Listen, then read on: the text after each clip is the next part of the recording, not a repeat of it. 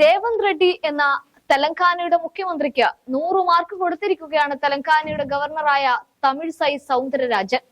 ബിആർഎസ് ഭരണത്തിന്റെ അടിച്ചമർത്തലുകളിൽ നിന്നും ജനം മോചിക്കപ്പെട്ടു എന്ന് പറഞ്ഞുകൊണ്ട് ബിആർഎസ് നേതാക്കളെ ഇരുത്തിക്കൊണ്ട് തന്നെയാണ് അവർ ആക്ഷേപ വർഷം ചൊരിഞ്ഞത്. വെള്ളിയാഴ്ച നിയമസഭയിൽ നടത്തിയ പ്രസംഗത്തിൽ സംസ്ഥാനത്തെ ജനങ്ങൾ സ്വച്ഛാധിപത്യ ഭരണത്തിൽ നിന്ന് സ്വയം മോചിതരായി എന്നാണ് അവർ പറയുന്നത്. വലിയ വിവാദങ്ങൾക്ക് വഴിവെച്ചിരിക്കുകയാണ് ഈ ഒരൊറ്റ സംഭവം. അതും ബിആർഎസ് ബിജെപിയുമായി ചാഞ്ഞു നിൽക്കുന്ന ഒരു സമയത്ത് തന്നെ. നിയമസഭാ തെരഞ്ഞെടുപ്പ് ഫലത്തോടെ തെലങ്കാനയിലെ ജനങ്ങൾ 10 വർഷത്തെ അടിച്ചമർത്തലിൽ നിന്ന് മോചിതരാകാനുള്ള തീരുമാനം എടുത്തതായും അവർ പറഞ്ഞു.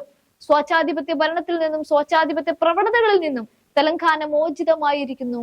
ഒരടിച്ചമർത്തലും വെച്ചുപൊറുപ്പിക്കില്ലെന്ന് ജനവിധി അടിവരയിടുന്നു. ഈ വിധി പൗരാവകാശങ്ങൾക്കും ജനാധിപത്യ ഭരണത്തിനും അടിത്തറവാകും. ഇതൊക്കെയാണ് ഗവർണർ ചൂണ്ടിക്കാട്ടിയത്.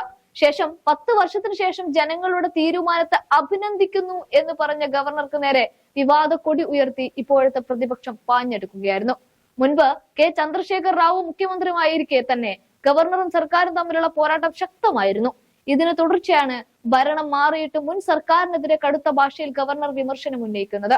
ഗവർണറോ മുഖ്യമന്ത്രിയോ തെലങ്കാന സമരകാലത്ത് ഒരു ദിവസം പോലും ജയിലിൽ കിടന്നിട്ടില്ല.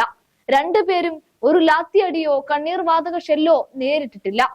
പോലീസ് കേസ് പോലും അവർക്കെതിരെയില്ല എന്ന് പറഞ്ഞുകൊണ്ടാണ് രേവന്ത് റെഡ്ഡിയെയും ഈ ഭരണത്തെയും പ്രകീർത്തിച്ച ഗവർണർക്ക് നേരെ ബിആർഎസ് നേതാക്കൾ രൂക്ഷ വിമർശനം ഉന്നയിച്ചത്. 119 അംഗ സംസ്ഥാന അസംബ്ലിയിൽ 64 സീറ്റുകളോടെയാണ് കോൺഗ്രസ് സംസ്ഥാനത്ത് അധികാരത്തിലെത്തിയത്.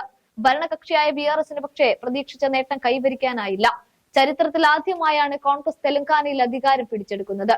ശേഷം റെഡ്ഡി മുഖ്യമന്ത്രിയായി അധികാരമേറ്റതിന് തൊട്ടു പിന്നാലെ തന്നെ ചന്ദ്രശേഖർ റാവുവിന്റെ പരിഷ്കാരങ്ങളെ തൂത്തെറിയുകയും ചെയ്തു. അതിലാദ്യം മുഖ്യമന്ത്രിയുടെ ഔദ്യോഗിക വസതിയുടെ പേര് പ്രഗതി ഭവൻ എന്നത് പ്രജാഭവൻ എന്നാക്കി മാറ്റിയതാണ്. മാത്രമല്ല, മുഖ്യമന്ത്രിയുടെ വസതിക്ക് മുമ്പിൽ ഉണ്ടായിരുന്ന ബാരിക്കേഡുകൾ പൊളിച്ചു മാറ്റുകയും ചെയ്തിരുന്നു.